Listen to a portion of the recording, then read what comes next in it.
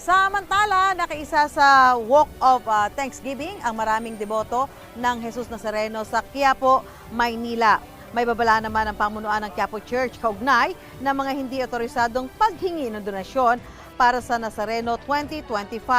May unang balita, si Bea Pinlac.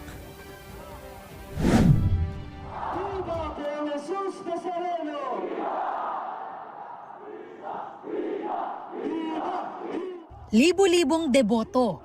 Pero iisa ang panata ng mga sumama sa Walk of Thanksgiving sa Quiapo, Maynila, ilang araw bago ang pista ng Jesus Nazareno 2025. Hindi nila alintana ang pagbuhos ng ulan kaninang madaling araw. Matapos magdaos ng misa sa Quiapo Church, inilabas ang imahe ng poong Jesus Nazareno sakay ng dilaw na karosa mag-aalas 12 ng hating gabi at inikot sa mga kalsada ng Maynila.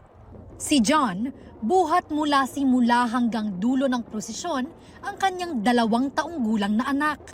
Gusto ko lang po yung maubog yung mga anak ko, kung anong klase ng pamamanatang merong Katoliko.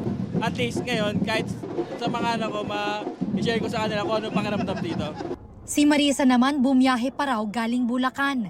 Nakayapak silang naglakad sa putikan ng ilan pa niyang kapwa deboto para tuparin ang kanilang panata. Sa totoo lang po, first time ko lang po. Masaya. Ang sarap sa pakiramdam po. Kahit nahihirapan po kami, tanggap namin yan. Laban kami. Para sa amin Nazareno! Binuhay ng musika at mga hiyaw ng mga ihos at deboto ang prosesyon para bigyang pugay ang Jesus Nazareno. Marami rin ang naghagis ng tuwalya at panyo sa ihos na nakasampa sa karosa para maipuna sa imahen bago ito ibato pabalik sa kanila. Nakabalik sa Quiapo Church ang imahen pasado alas 2 ng madaling araw kung saan sinalubong ito ng makukulay na paputok at nagbubunying mga deboto.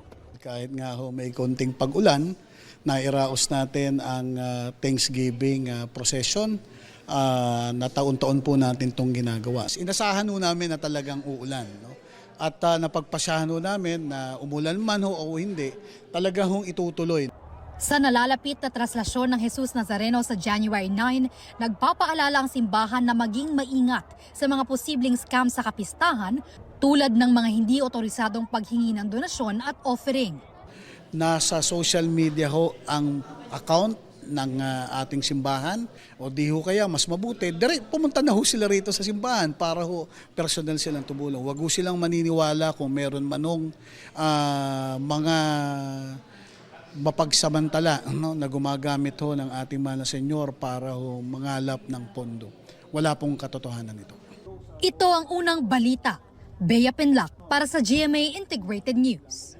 Gusto mo bang mauna sa mga balita? Mag-subscribe na sa GMA Integrated News sa YouTube at tumutok sa unang balita.